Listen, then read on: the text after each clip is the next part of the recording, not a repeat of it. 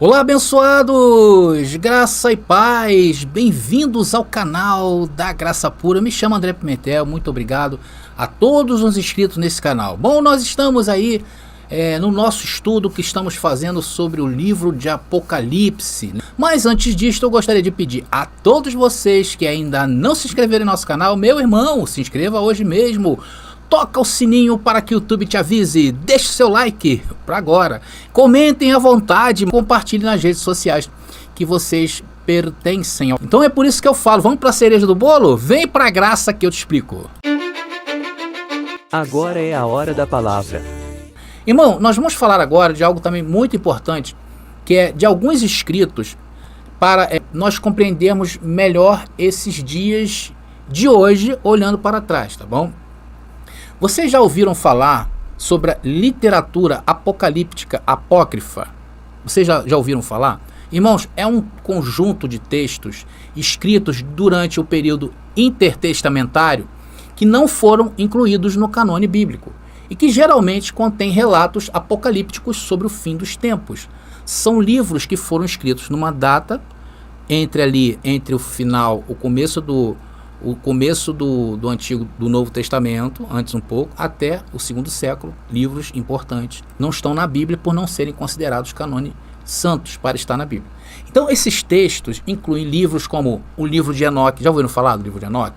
O livro de Jubileus, o Apocalipse de Baruque, o Apocalipse de Esdras, entre outros, tá? Eles foram escritos por diferentes autores e em diferentes épocas, entre o século II a.C. até o século II depois de Cristo. Ou seja, 400 anos em que vários livros foram escritos nessa tendência aí de Apocalipse.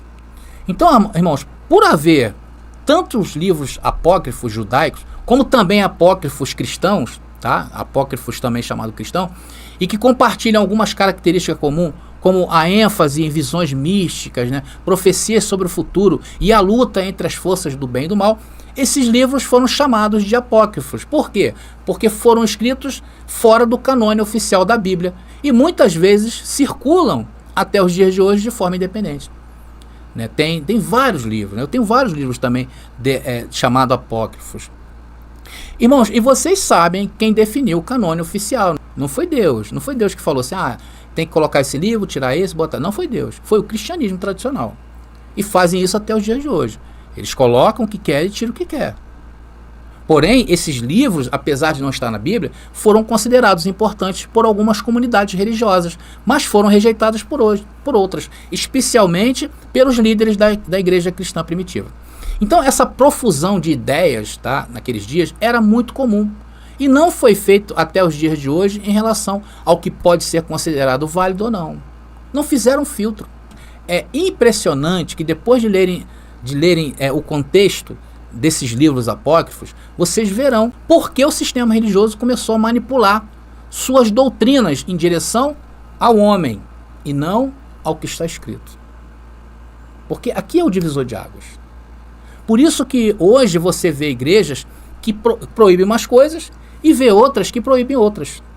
É justamente por essa confusão de pensamento que fizeram no segundo século da era cristã, principalmente, né, para trazer todo esse embargo sendo arrastado para os dias de hoje. E até hoje o cristianismo sentou-se embaixo de uma árvore, só colhendo os frutos, que gerou riquezas e não se importando em estar ressignificando a palavra. E o que nós estamos fazendo hoje aqui? Quando nós dizemos não àquilo que eles falam, aquilo que eles pregam. É porque hoje Deus está nos dando essa ressignificação de entender, ter a visão macro da Bíblia, não ter a visão parcial da palavra. Em suma, irmão, a respeito da breve análise que eu apresentei sobre a literatura apócrifa, neste ponto da mensagem, podemos concluir que os textos judaicos associam a segunda vinda ao julgamento das almas que estavam no Sheol, para transferi-las para o céu ou inferno, conforme suas obras, sempre entendendo que a expectativa de vida futura, nesses casos, era espiritual e não terrena, tá bom? E aqui eu faço questão de falar dessa questão da alma, porque que os judeus, naqueles dias de Jesus, ali um pouco depois, cria-se, né, na questão da alma eterna. É uma questão também muito polêmica, tá? Eu já expliquei o meu posicionamento em relação à questão da alma. O entendimento de alma na cultura judaica, atenção, vou sair um pouquinho do texto, do tema, e vou apresentar para vocês como nós pensamos a questão alma. Presta atenção. O entendimento de alma na cultura judaica, ela foi se modificando na medida que eles foram sendo submetidos a culturas pagãs naquela época. Quando Israel era pego como escravo, logo sua cultura se misturava aos povos pagãos. Isso também, atenção, aconteceu com o cristianismo. Por isso que nós recebemos hoje um cristianismo aí, de praça, tão fragmentado, por causa dessa ideia. Se nós admitirmos, atenção no que eu vou falar, que a melhor forma de interpretação é a última vez que a palavra aparece na Bíblia, na linha do tempo, como você vê nos escritos de Jesus, a consciência da alma ali para aquele povo era outra. Eles criam, de fato, o judaísmo cria que a alma era eterna. Mas isso é uma verdade? Não, por quê? Porque a primeira vez que aparece a alma na Bíblia, ela não tinha a ver com coisas espirituais e eternas, irmãos. Ela se referia à vida. Foi quando Deus soprou ali na narina do homem e fez o homem o quê? Alma vivente, coisa referente às coisas desta vida.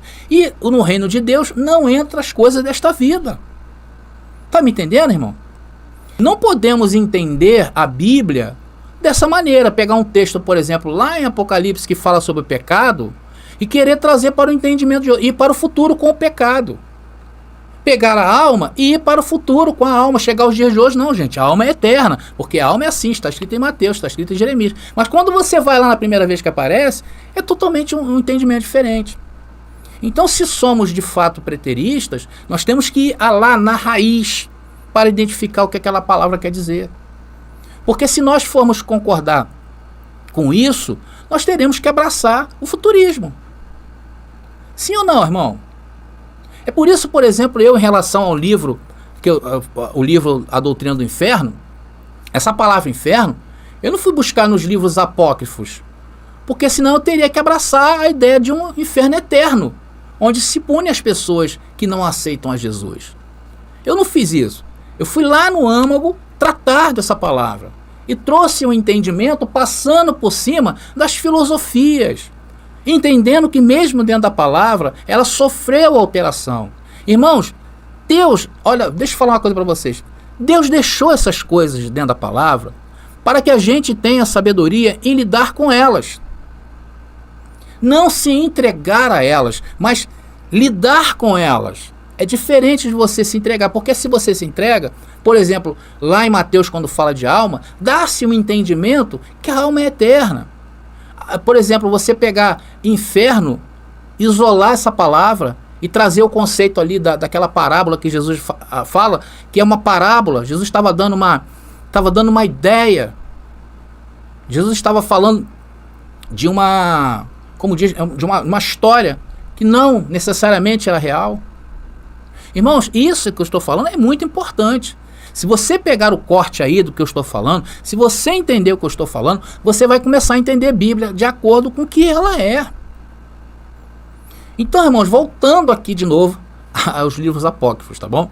Então, nesses escritos se destaca a figura do Messias naquele momento crítico de transição para Jerusalém Celestial, que é imperecível e eterna. Nestes livros apócrifos, você vai entender, por exemplo, que o autor do Apocalipse de Pedro, e lá eu vou falar sobre isso, esse julgamento já ocorria no tempo dos apóstolos. Lá no livro do pastor de Hermas, tem um livro também chamado Pastor de Hermas, pode-se concluir que a partir do fragmento analisado, a Jerusalém Celestial é a igreja, que recebe pessoas de muitas nações, distintas para se conformar, e que é uma realidade celestial e terrena. Então, abençoado, agora sim, nós estamos baseados de grandes informações, então podemos prosseguir para o livro em si de Apocalipse, onde a ideia é abordar cada capítulo desse livro, tá legal? Sobre os selos, as trombetas e as taças. Vamos começar a analisar a parte profética. Irmãos, primeiramente, a profecia do Apocalipse, ela não deve ser intimidante ou sombria, não pode. Então, se você tinha essa ideia ao ler esse livro, você deve perder já. Até porque o fato de saber que já aconteceu tem que te trazer paz para ler esse livro e entender. E olha, não aconteceu da forma como nos ensinaram. Isso já é um alívio, porque em qualquer tempo o acontecimento desse livro seria um espanto. Porém, ainda sobre nós, até os dias de hoje, existe uma influência desse livro. E eu vou mostrar isso aí na mensagem seguinte. Irmãos, o fim, o epílogo da Bíblia, The End, não procura confundir ou desconcertar seus leitores, mas ser uma verdadeira profecia inspirada por Deus e que oferece revelações muito importantes de Deus para nós, o povo da Nova Aliança. Ou seja, os nossos irmãos do primeiro século, atenção no que eu vou falar, não teve problemas de entender o Apocalipse. Agora, a mistura que eu já venho trazendo aí dentro do compêndio dessa mensagem, que a tradição religiosa fez, foi o maior problema. Essas profecias, irmãos, não era estranha à literatura do primeiro século e era inteligível para seus leitores. Querem ver uma estratégia sensacional que pode levar quem interpreta esse livro a uma melhor interpretação? É entender o texto em seus próprios termos. Eu vou explicar. Irmãos, nesse sentido, o Apocalipse deve ser entendido como um livro escrito por João, que é judeu. Atenção. Portanto, espera-se que sua profecia adote o quê? O mesmo estilo das profecias de quê? Do Antigo Testamento e da literatura judaica. Ou seja, o seu tempo, irmãos. E já começa nos primeiros versículos do livro. Vamos ler?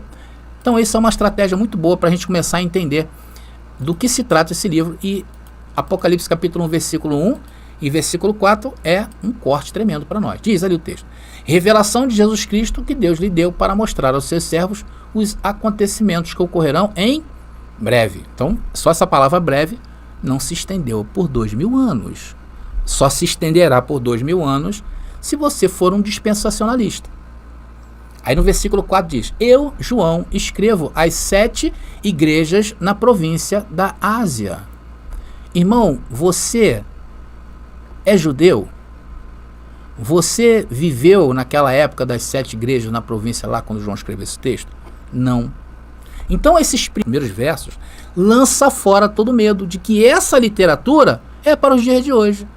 E muito menos entendê-la de forma literal. Nesse sentido, as diretrizes interpretativas não devem se distanciar da análise dos textos do Antigo Testamento. Vocês estão entendendo, meus irmãos?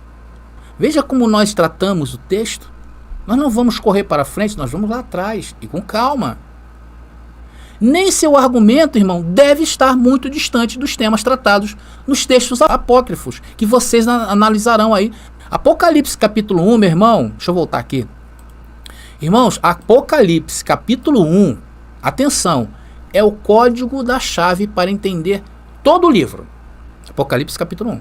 Mas isto vamos deixar um pouquinho para frente. Irmãos, eu sei, atenção, que a quantidade de informações que contém nessa mensagem são muitas. Conforme eu falei para vocês, o nosso cérebro tem uma capacidade limitada de reter informações. Por isso que é bom você ir por parte. Eu sei que nós temos certa urgência e temos que estar preparado para aqueles que o Senhor está mandando hoje, para nós estarmos ressignificando as profecias na vida deles, ressignificando a vida deles. Eu tenho hoje lá no WhatsApp vários pastores que têm me procurado com toda a humildade e que se põem a estudar, se põem a entender, eles veem a necessidade disso. Então você também não precisa ser pastor para querer se basear.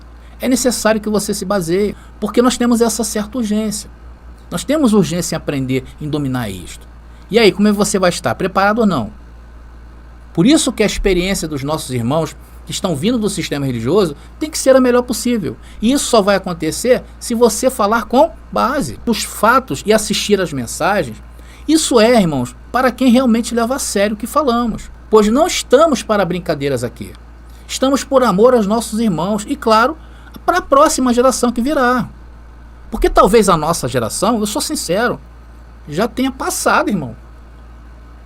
Mas Deus deixou nas nossas mãos esse arar do terreno. Vamos arar o terreno.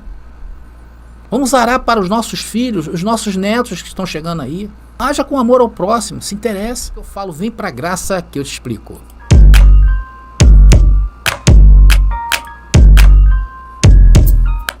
Bom, irmãos, tendo já definido nas três primeiras partes que nós vimos desta mensagem, o assunto sobre a data da escrita do livro, né, que foi entre 66 e 68, ou seja, nós que somos preteristas, que cremos na escatologia consumada, nós cremos que esse livro ele foi escrito na primeira data, não na data mais recente ali que o sistema adotou, que é entre 90 e 95 depois de Cristo, no qual eu falei de diversos pontos em que nós não concordamos com isto.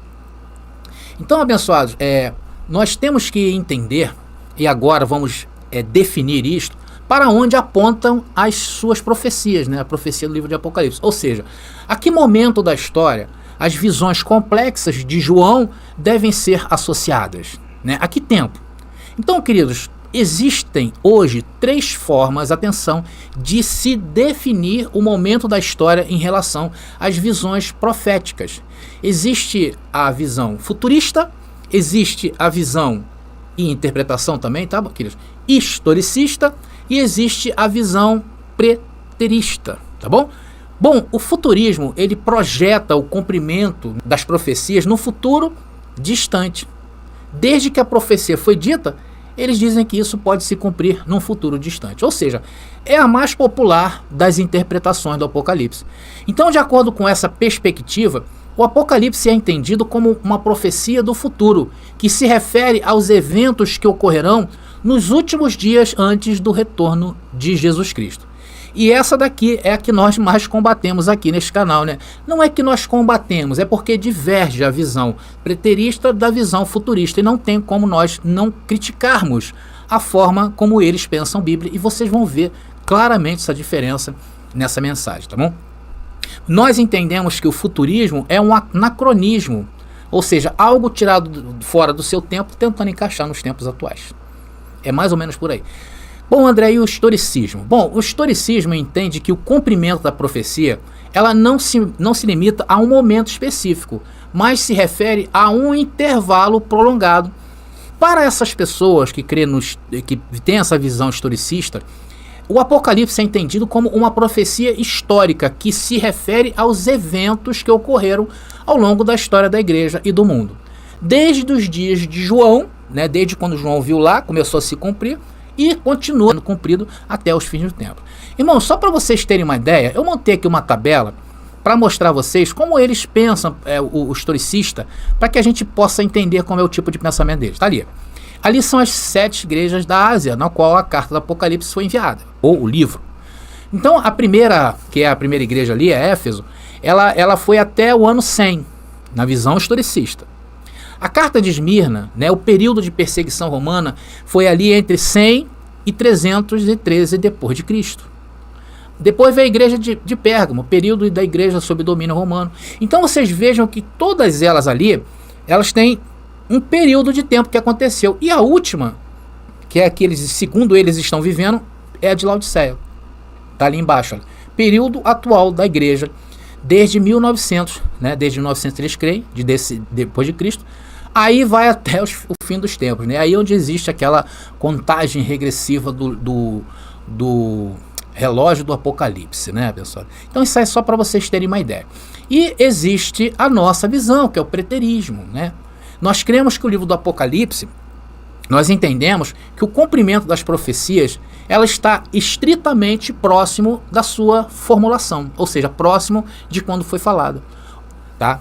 Então, abençoado, é muito simples. E dentro do preterismo, tá? Como também dentro das outras visões, tanto a historicista como futurista, tem suas divisões, tá bom?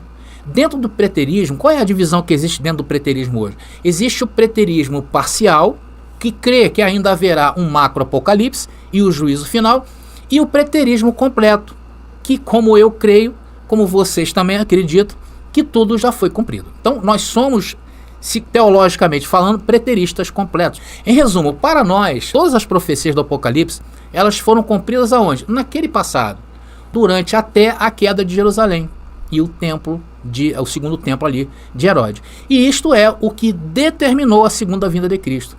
Irmãos, eu vou criar aqui uma figura para que a gente possa entender melhor os três tipos de interpretação. Tá aí a imagem que eu criei, tá?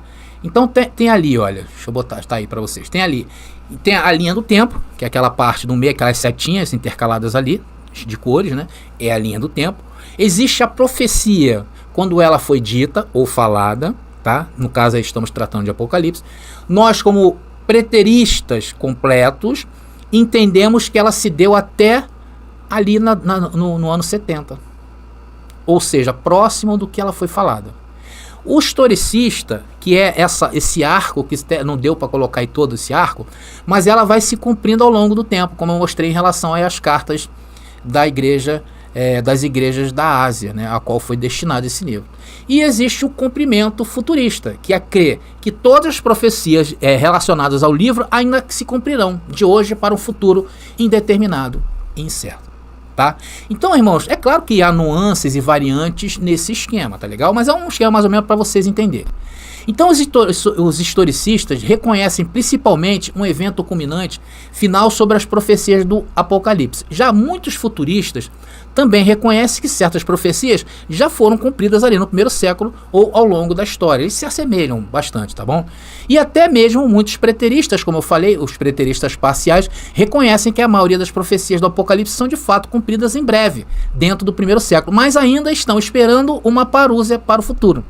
E aí, abençoado, eles estão totalmente desconectados da palavra. Tá?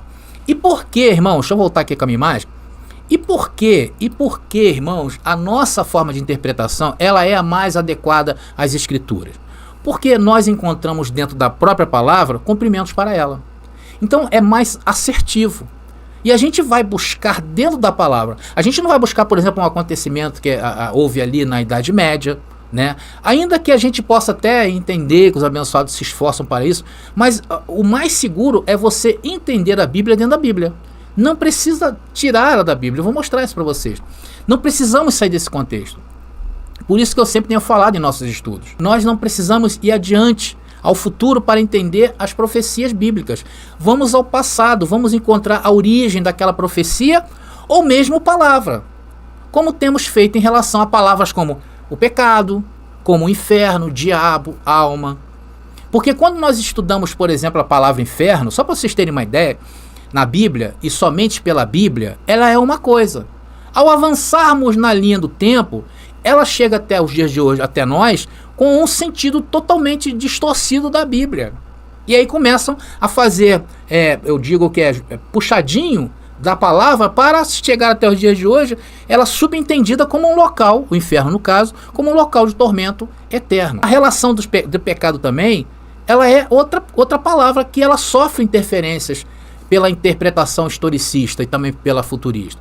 Porque na década de 30 e 40, só para vocês terem uma ideia, vou dar um exemplo, lá na década de 30 e 40, quando surgiu a rádio no Brasil, vocês sabem que essas igrejas, elas se levantaram ferozmente contra a rádio, porque a rádio era coisa da besta, era coisa como se fosse o chip da besta. Foi falado isso. Então, os irmãos que ouviam rádio naqueles dias estavam condenados ao inferno. Era pecado. E passou-se esse tempo todo, hoje estamos em 2023, né? Apesar que ouvir rádio caiu em desuso, é mais a internet hoje. Mas ouvir rádio é algo corriqueiro. Ou seja, desde o pastor até o membro mais humilde, ele ouve rádio. E não é mais pecado. Agora, o que mudou? A palavra mudou? Não mudou, continua sendo a mesma coisa. O que muda é o entendimento e a interpretação do homem. Tá? Então, abençoado, é muito simples isso. E nós desprezamos isto, desprezamos as filosofias humanas. Nós queremos Bíblia, por isso que nós somos preteristas. Irmãos, e isto pode ser até dentro mesmo da Bíblia. Nós temos que entender que a Bíblia, ela sofreu alterações dentro da história dela. Ela sofreu, quando, por exemplo, vou dar um exemplo, quando o Reino do Norte, eu falei isso até na última mensagem, quando o Reino do Norte caiu para os assírios, quando Israel estava dividido, né, existia o Reino do Norte e existia o Reino do Sul. Então, quando o reino mais forte, que era o Reino do Norte, caiu para os assírios, né, e mais tarde acabou também levando a queda do Reino do Sul já para a Babilônia, muita coisa foi mudada dentro do contexto judaico. Muita coisa, meu irmão. Então, o que fazemos diante dessa informação? Nós vamos ficar o quê? Atentos. Vamos ver se essa mudança que houve, essa mistura, né, de crença judaica com paganismo, pode ser aplicada. Ou se ficamos com o que foi entendido lá atrás, na primeira vez que apareceu aquela palavra na Bíblia. Então o fundamento da posição preterista sobre o pronto cumprimento da profecia do Apocalipse é retirada das próprias passagens que indicam a expectativa temporal do cumprimento dessa profecia. Tá bom, meus irmãos? Bom, então eu vou ficando por aqui. Graça e paz a todos e até a nossa próxima mensagem. Descubra a verdade com o lançamento do livro revolucionário Apocalipse, a verdade revelada, de André Pimentel. A primeira obra de interpretação preterista completa na língua portuguesa e que desafia séculos de interpretações, revelando que os mistérios profetizados já se cumpriram no ano de 70 depois de Cristo. Não é apenas um livro, é uma jornada transformadora que redefinirá sua visão sobre a história e a fé. Disponível agora. Para adquirir, contate-nos via WhatsApp no 21 97987 4668. Não espere mais. Embarque nessa descoberta e permita que a verdade altere sua vida. Adquira o livro O Sermão do Fim do Mundo, uma escatologia jamais vista. Explore a segunda vinda de Jesus de maneira inédita. Entenda por que o preterismo completo prega e ensina que essa vinda já aconteceu no primeiro século, com a queda do Templo de Jerusalém. Garanta já o seu exemplar. Não perdem a oportunidade de chamar Jesus de mentiroso. A cada batida, um novo amanhecer, no ritmo da alma quero agradecer o tempo que tenho, a vida que me deu, no samba da existência canto meu Deus.